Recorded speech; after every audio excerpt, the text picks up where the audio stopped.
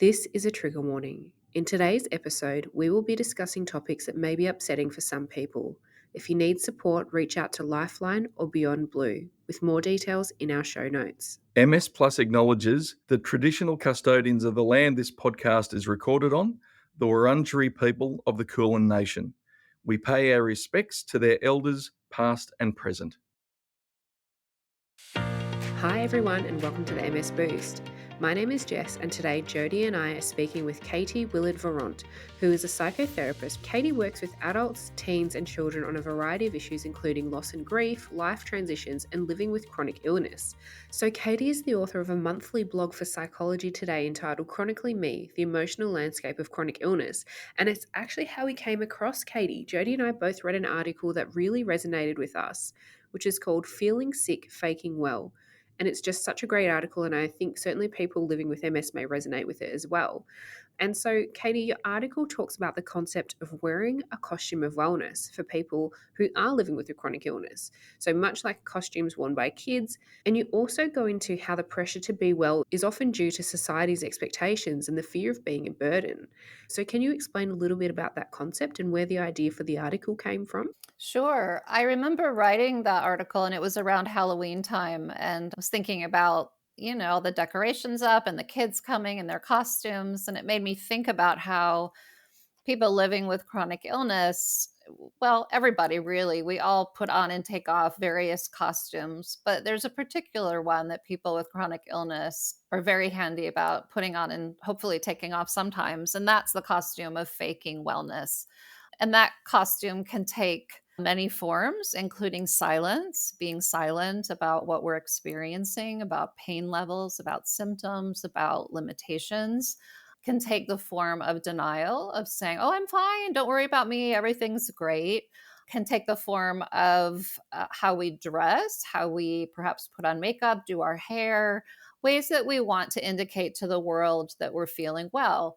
And there's nothing wrong with that. I always say we get to present our identity in the way that we want to. It ebbs, it flows, hopefully. But my point in the article is that often people that are chronically ill feel a societal pressure to put on this costume of wellness and that it bears thinking about. Yeah, absolutely. We often hear the casual question, how are you? And even when you're feeling absolutely terrible, that automatic response is usually fine, thanks. And I think that really ties into your article where you speak on those societal pressures. So, how does that play a part in people feeling the pressure to have that facade of wellness? I think it's very hard to be ill in our culture. Well, let me back up. It's very hard to be vulnerable in our culture. And illness is, of course, a manifestation of vulnerability. It's a lived experience of our bodies aren't working, quote, normally or the way that we would like them to work. And as a consequence, there are limitations. There are things that we can no longer do. There are ways we have to rearrange our lives. And we don't talk about this a lot in our culture. There's a discomfort with loss, with grief, with things not being hunky dory. And I think that's the societal pressure, is that it's hard to go against that and to say things aren't hunky dory. Things are actually a little challenging right now. Yeah, that's so true. And I think, while you're speaking from an American point of view, I think it's a shared cultural pressure because certainly here in Australia, I think there is a tendency to view people who are seen as, as whingers or when there's something always wrong to be really seen in a negative light. And no one wants to be seen that way. Absolutely. So many people that I work with have the experience of a lot of guilt and anxiety and shame around being thought of as a whiner, a burden, a person that's always complaining, a person that's always has something else going wrong. There's a real fear of being, a negative Nancy. There's all kinds of terms that we use. And it's hard because when you live with chronic illness, pain, loss, limitation, it is part of your daily life. And hopefully there's also joy, silliness, lots of other emotions too. But it's really cutting off a part of ourselves when we live with chronic illness, not to claim that part, that by virtue of the illness, things can be challenging, often daily.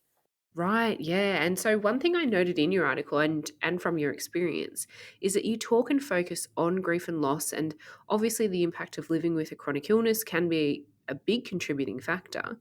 Do you think that people may use this faking well almost as a way to avoid and not acknowledge those feelings of loss and grief that could come from living day to day with a chronic illness or condition? Absolutely. My experience is, again, going back to the societal pressure, that because there's not a space in the larger culture to talk about this, to acknowledge this as part of all of our experiences as humans, we are all going to die one day. That is a done deal. But there's not a space to talk about that. So I think having that experience that this is not something we talk about, nice people don't acknowledge this, it makes sense then that there'd be an internal pressure, a sense of, ugh, this is something that I really don't want to think about, have a hard time even putting words to.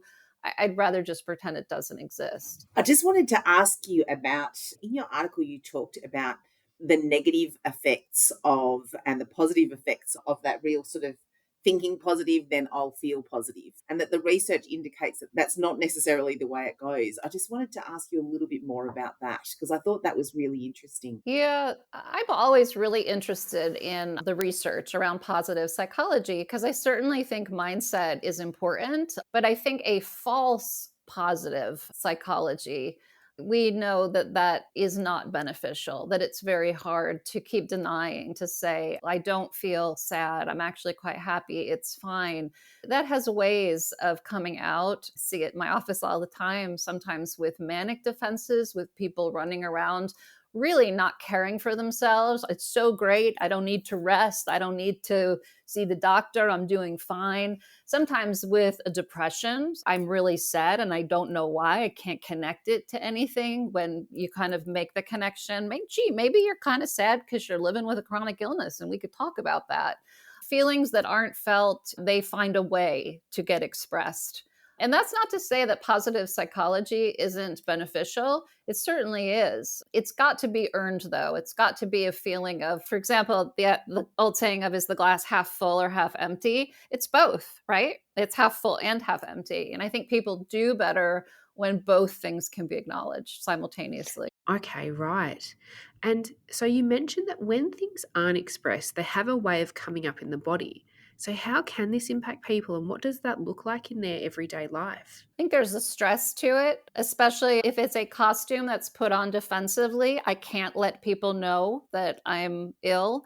There's going to be a stress that goes along with that. And we know that those stress hormones get going in our bodies, our muscles tighten. The cascade of effects from stress are not great for anybody, and especially not great for people living with chronic illness. So I think being aware of that, of how does the way that I choose to present myself affect my stress level? Does this feel authentic to me? And there's lots of ways of being authentic. I'm not suggesting that the right way is to let it all hang out. The right way is the way that feels most comfortable to you, the individual. And that's going to be different for different people. But some people feel a lot better if they get dressed, get made up, and it's not about protecting themselves from other people's judgment. It's the way that they wish to present themselves to the world. That's fantastic. That's great. But when we are driven by fear of judgment, I think stress levels rise and there is going to be, sequelae to that happen in the body. I think that fear of judgment that, you saying that just really resonates with me. I'm like, yeah, wow. That sense of if I present in a certain way and don't show up in a certain way, I'll be judged accordingly. And I think that also really impacts, especially in the workplace, how people show up in the workplace to say, I might be judged for the work I'm doing and how I'm doing if I don't present in a certain way. What are your thoughts on that? I think it's such a great point. I'm watching a show on television right now. It's Danish. I really like these foreign shows on Netflix. But one thing I noticed, it's a police show, and the woman who runs the newspaper, she walks with a cane. And I thought, this is the greatest thing. This is not part of the plot point. There's nothing about her disability that we know about or need to know about it. But the editor of the newspaper walks with a cane. I love that. I think that's fantastic. I think the more that we see that in media, the more that we can show up bravely as who we are, to normalize that there's lots of different ways to show up professionally, that we can use aids that we need. We can, arrange our schedules the way that we need to take care of ourselves. There's something about this show that's giving me a lot of hope that, gee, that can happen. Yeah, definitely. And so, if people are wanting to show a bit more of their authentic experience and feelings, but they're also still really trapped by that societal expectation around their health, how can people begin to tip the balance in that direction if they've never taken that step or felt that they could? It's a really good question. And I would say that there's lots of ways in. And for some people, starting, if you think about the connections that you have in your life as sort of radiating circles, that there are those close connections right at the center. For some people, they might say, I don't tell my spouse or my sister or my good friend. I really could be a little more honest. I'm going to start there. I'm going to maybe throw out some test balloons and, be a little more authentic and see how that lands. That may feel comfortable for some people. For some people, it's the opposite. And they're like, I don't want to start close in. I'm going to start at the outer ring. Maybe I'll go to a museum and bring my mobility aid. Maybe I'd prefer to see how it is with people that I don't know. But I think thinking about that, being intentional about it, it doesn't have to be all at once, but how can I move the needle even a little bit in a certain context and just try it on, just see how it feels. How do you think a sense of safety impacts that? I think it's huge. It's huge. And I think that's something where a therapist can be really beneficial, really talking through, because there are situations where it's not safe and there are people with whom it is not safe. And it's really important to be discerning about that for one's own self-protection. I think the shame of that, the danger, the grief of that is when people have bad experiences, enough bad experiences that they generalize to, well, that's just not safe in general. By and large, that's not true, but it can be difficult finding safe spaces if you've not had that experience of being in a safe place. So I think therapy can be really helpful in terms of acknowledging how hard it is to step out of the shadows when you've not had the experience of being seen and validated and heard, but also helping people find those spaces and people that are safe. Yeah, how to look for the safety signals. It's so important. Yeah, absolutely. Absolutely. I loved your analogy of the circles because sometimes the people around you isn't your safest space. That's right. Sometimes your safest space is where nobody knows who you are and you can take off that costume. That's absolutely true. And I think that's a big grieving point for a lot of people when people realize, or they maybe have always known, but verbalize like, wow, the people around me really, they're not safe. And there's a lot of grief and loss and mourning that goes with that. But also to really look at that, often a motivation of, I've got to find people who see me and validate me and hear me.